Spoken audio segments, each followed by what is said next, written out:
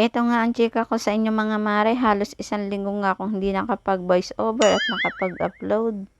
Ngayon nga lang ang free time ng person kaya eto ngayon lang uli ako mag-upload at mag-voice over. Naging busy nga ang person nitong nagdaang 2 linggo. Finish contract na nga ako doon sa dati kong company at meron naman ding ibang company doon na pwedeng applyan. Ay sa awa naman ng Diyos ay ako'y nakapasa kaya ang person eto na't magpapamedical na.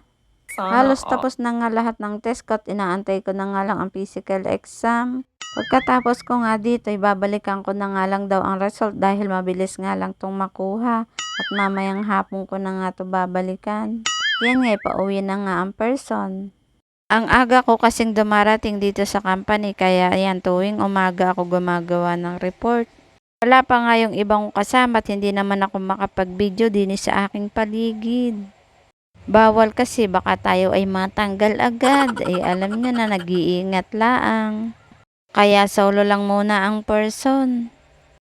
Ang bilis nga ng oras at uwian na nga. At ito nga yung aking mga kalinya na makukulit pero mababait naman yung mga yan. At may service nga ang person. Hatid sundo nga at door to door pa.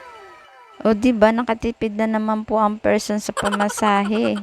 Buti na lang at may service ang aming company kahit traffic ay ako'y nakakatulog. Dahil maaga nga rin ako nagising dahil inaasikaso ko pa ang mga batang person.